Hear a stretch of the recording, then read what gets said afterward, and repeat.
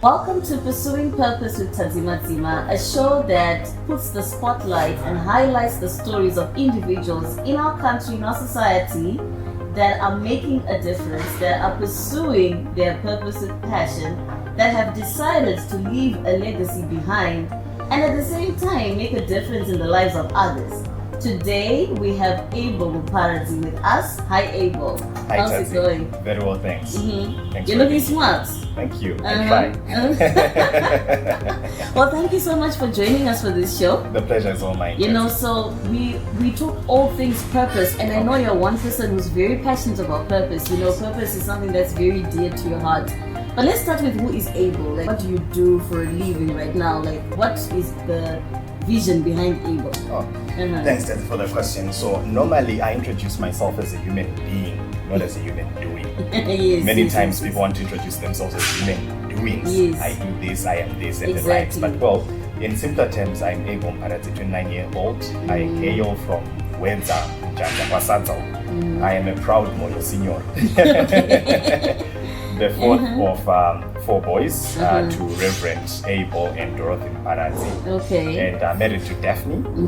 I am passionate about organizational transformation, people development, and personal effectiveness. I think in a summary, that's Abel.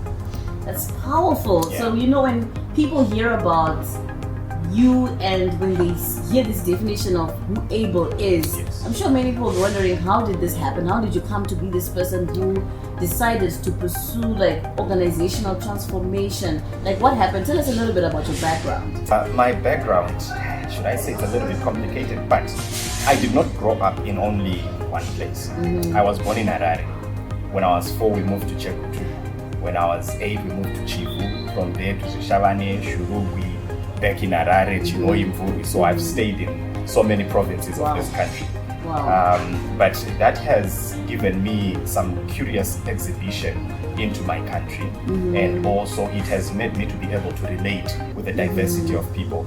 So it is for that reason that from that background, getting to know so many places, getting to know so many people, various backgrounds, it has shaped me to become this person who's very patriotic and at the same time who really wants to meet people at their needs. So that's the reason why personal effectiveness is at the core of my being. Wanted to find out, do you believe in purpose? Very much so. Purpose that it oozes in the very fabric of my being, you know, in my upper capillaries, in my arteries, arterioles. Purpose oozes. It's one fundamental thing in life. You know, I think Dr. Miles Monroe says the greatest tragedy is not death, but it is to live and not know why. So it is really a tragedy when one is out there. They are 30 years old, they are 35 years old, they are 40 years old, and they don't know their purpose in life. Yeah. So purpose really is critical.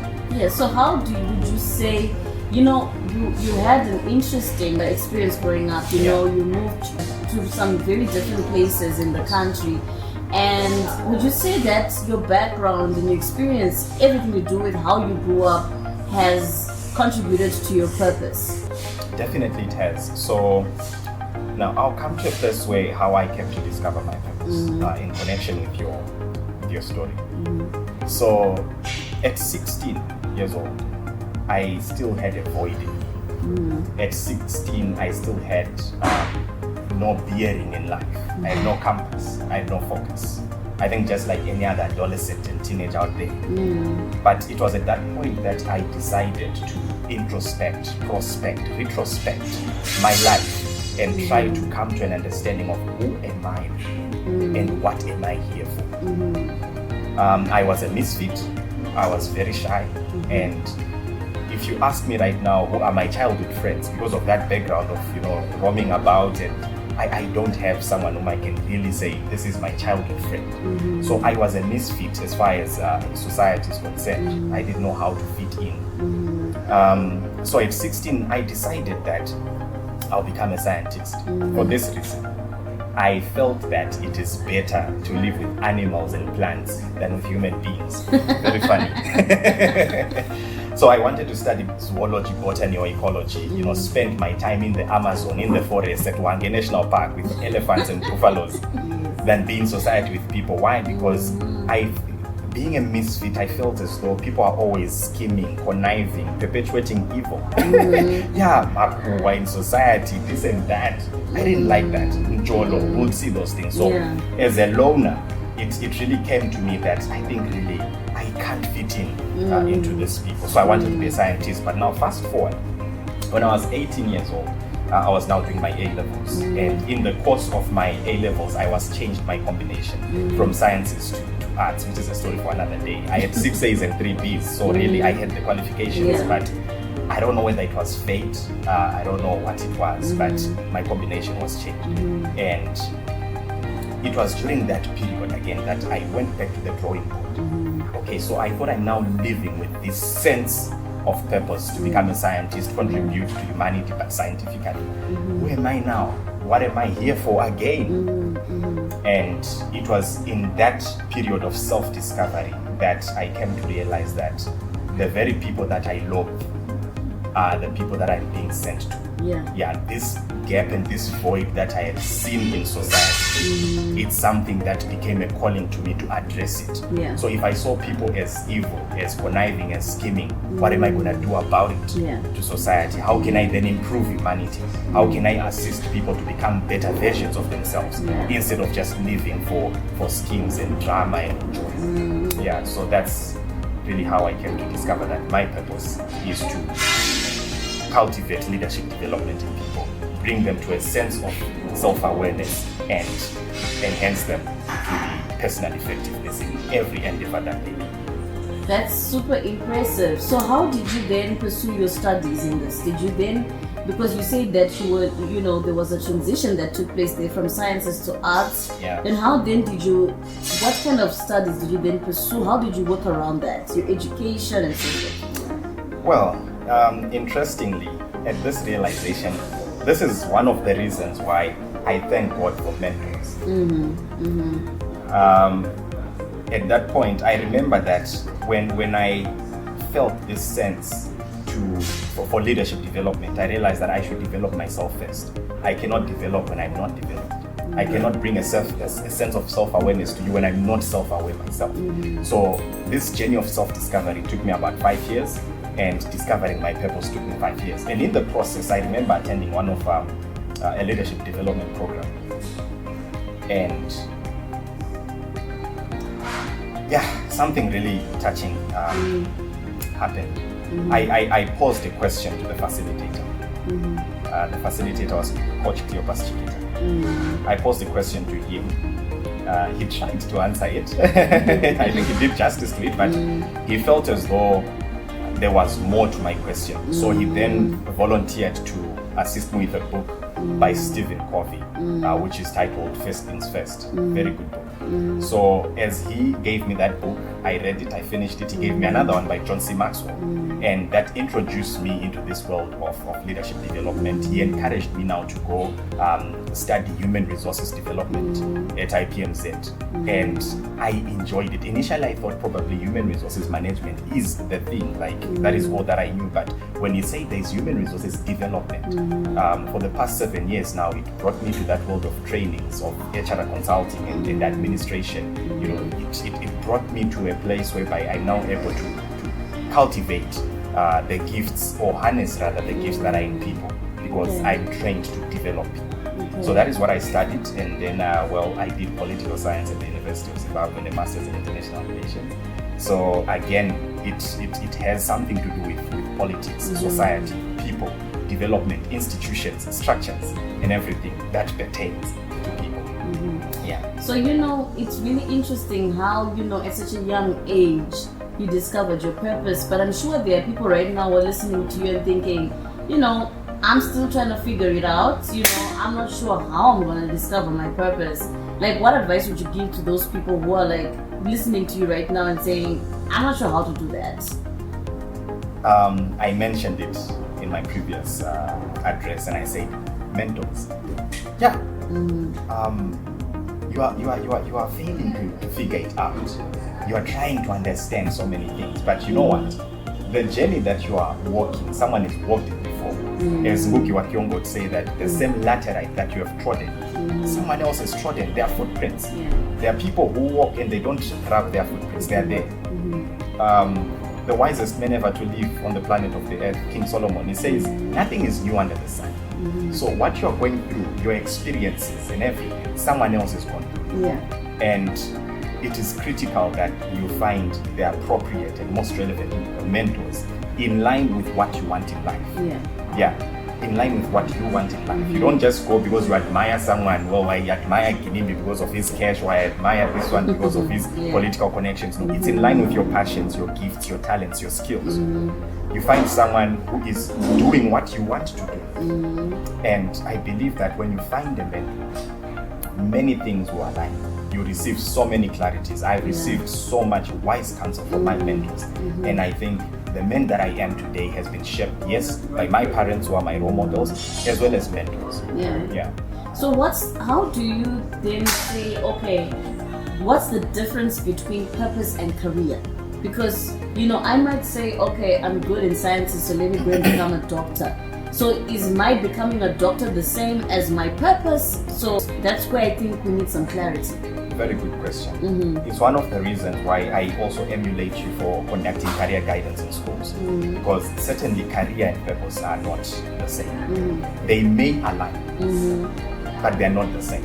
One can pursue a different career and at the same time have a totally different purpose.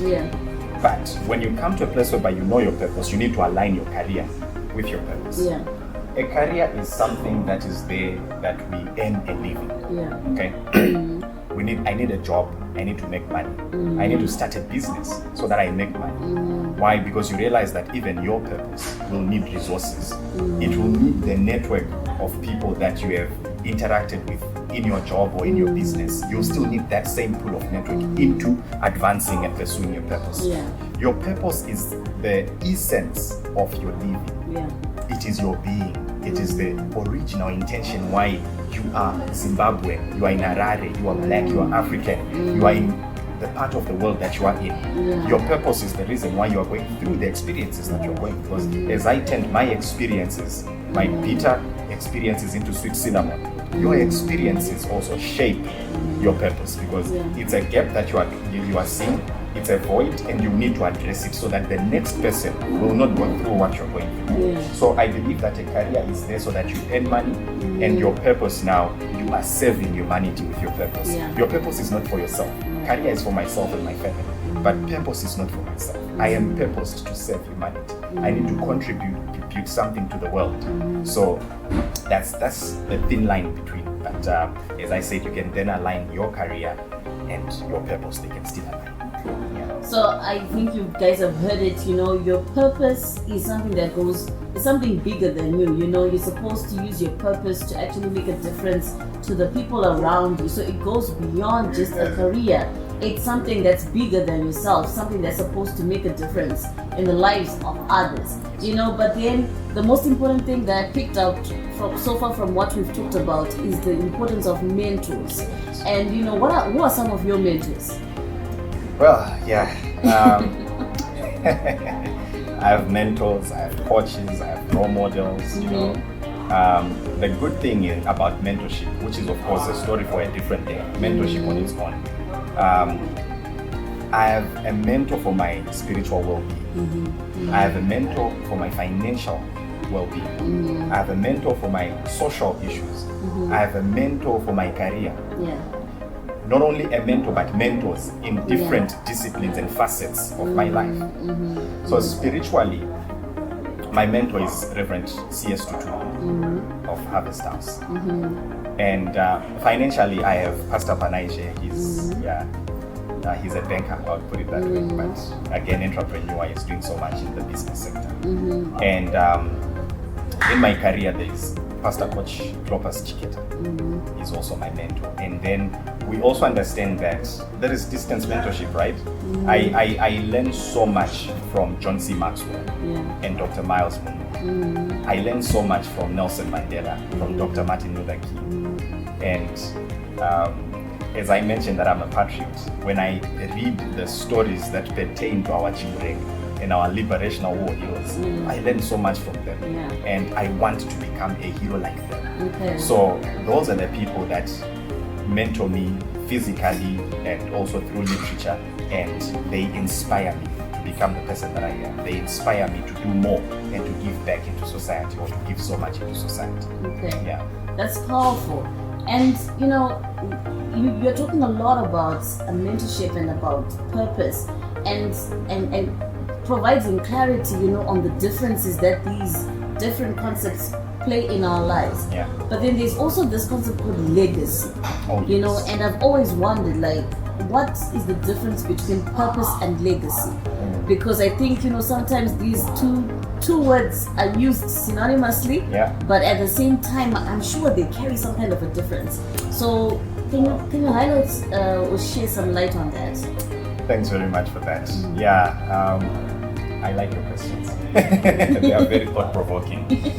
So, if one is to leave a meaningful legacy, they need to live a purposeful life. Yeah. Okay.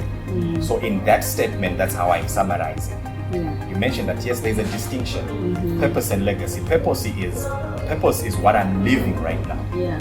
Purpose is what I'm doing, is what I'm contributing. Purpose is why I am here and why I am doing what I'm doing. Yeah. Then legacy is the contribution that I leave after I'm gone. Yeah. And Yeah. legacy is the contribution to humanity, to society, to people that I leave. It does not only impact now, Yeah. the people that are surrounding me now. It's not the works that people can just talk about now. But you heard me talk of Dr. Martin Luther King, Nelson Mandela. Yes. Those are people that left a legacy through living their purpose. Exactly. Martin Luther King's purpose was to ensure that there is racial equality. For Nelson Mandela, it was also about equality of humans, which is why he was a lawyer. Both of them were lawyers, etc. And we talk of them now, generations after. That is their legacy. They live their purpose, but now they live their legacy. So to live your purpose, L-I-V-E, and then to live your legacy, L-E-A-V-E. And you understand from those terms that one, it's about living, it's about the now, the present. And the other term, L-E-A-V-E, is what you leave behind. It's the inheritance that is inherited not only by your immediate children and your immediate friends, but the generations that are to come. There is a mark that you leave in society that they are able to attest and say, you know what, we are now able to drive in First Street because someone fought or died for that. We are now able to coexist as just one people because Nelson Mandela advocated for that. Which is powerful, and I think as you've heard it, purpose and legacy. The difference is that the purpose is what you're living now, in the present. Yes. Your purpose, you live it now as your everyday life, right? That's how you achieve your purpose. But the legacy now is what comes out of you living your purpose. What are you going to be remembered for?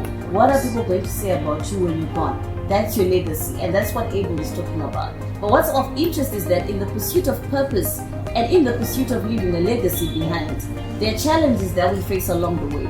And what are some of the challenges that you faced and might even still be facing, and how are you tackling them? How are you dealing with those challenges? Challenges. We can talk of political challenges, economic challenges, we can talk of societal challenges. We are just living in a world full of challenges. And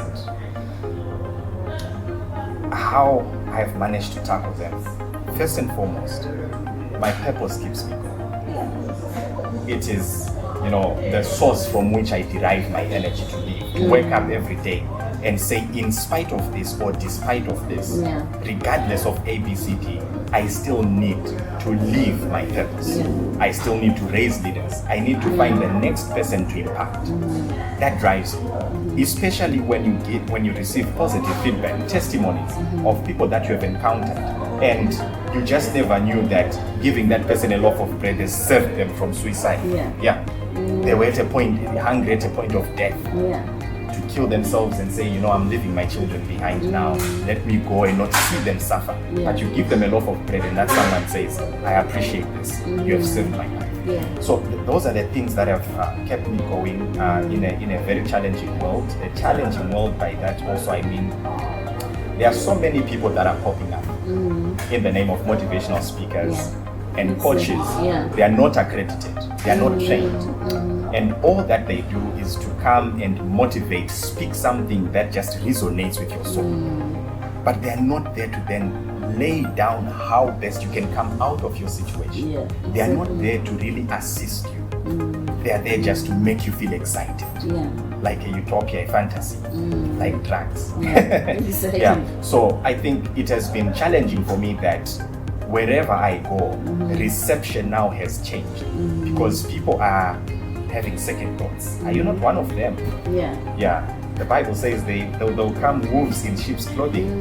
Not only are they false and fake pastors preaching the gospel, but now we also find that people feel good, feeling that they feed their ego by speaking to people. Exactly. And that has been one of the greatest challenges in my field.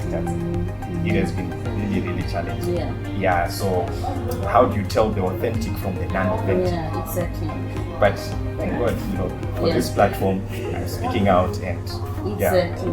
Yes, and which is powerful, And I mean, we're about to wrap up, but it sounds like you're someone who's really driven by values. So what are some of your values? Because I know many people when when you're talking about how there are inauthentic people out there, it feeds into the values that a person holds. So when it comes to values, what are some of your values and how have those values played a part in you pursuing your purpose?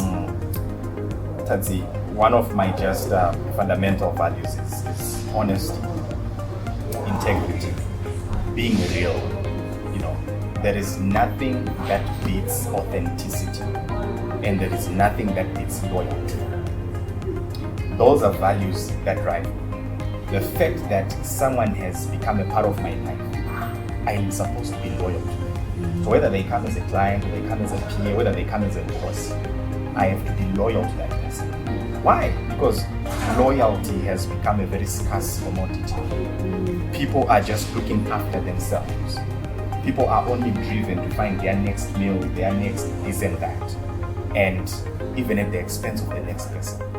So being loyal to people, being real to people, being honest to them, being genuine, being authentic to them, I think those are the values that make me stick with the people that are in my lives. And as I mentioned, that whichever title, position, or office you come, I have to be loyal to you. I have to be honest to you. And it drives me. It drives me. Which is great, and that's the most important thing. When we're thinking about purpose, it's not just about having a purpose, as you said. It's not just some utopian dream. You have to put the work behind it. You've got to be somebody who's got values. And so, I think when we're talking about purpose, it shouldn't just sound like something that's really nice and cool to achieve. But this is something that actually is going to require a lot of commitment, a lot of work, a lot of, investment of your time, of your values, of your beliefs, and even just getting the mentors and that support network. And so it is work, but it is worth it at the end of the day. So thank you so much, Abel, for joining us for this show. What are some of your parting words to our audience? Like those who are at home right now, who have heard you talk about purpose, about legacy, about mentorship. What are some of the parting words that you have to the people that are watching? It's very important. Thanks, Tati, for that. Yeah, it's very critical. It's very important as an individual to profile yourself. I put it to you that when I was 16 years of age, I retrospected. That is looking behind. I introspected, looking within me. I prospected, trying to foresee a future, a possible future that I want to be. So it's important now that you profile yourself. Write down your gifts. What am I good at? What am I passionate about? What are my strengths? What are my weaknesses? Those things will guide you towards doing or towards excelling, in fact. You will know the areas and the things to avoid because you know that I don't thrive at this. This is not my strength. But you will know the areas in which you will strive, you will thrive, and you will excel. And that has helped me in my life to even achieve some of the successes or the successes that I consider in my life. Some of my parents' proudest moments in my life.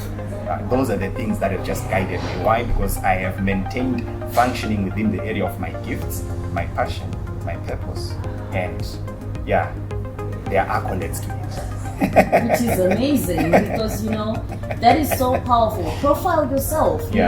Profiling yourself is self-awareness, getting to know who you are as a person. What do you love doing? What makes you tick? What makes you happy? What makes you wake up in the morning excited, looking forward to the day? That is a good starting point. You get to know yourself so well that it becomes easier for you to pave a path towards what kind of a purpose-driven life you want to live. So thank you so much, Abel. It was fantastic having you today. Thank you for sharing these amazing words of wisdom. And I'm sure right now there are people at home who are asking, how do we get in touch with Abel? Because you're a transformational leader, you're doing all this amazing work. How do they get in touch with you? Well, to get in touch with me, Tazi, my email address is my full name, but surname, first name. Muparadzi abel@gmail.com. Okay. My cell phone number is 0773 455 236. Okay. On Facebook, I'm Abel Muparadzi JR. That's for Junior. And on Twitter, full name again, Abel Muparadzi. So just Google Abel Muparadzi. I'm sure there are two Abel Muparadzis, my dad and myself. Well, let's hope you won't be getting in touch with his dad, but I'm sure his dad will still be able to refer you back to him because he'll be able to identify that this request is for my son. Definitely. So thank you so much for tuning in. We look forward to you joining us for the next show. Thank you. This is Pursuing Purpose with Tazi Mazima.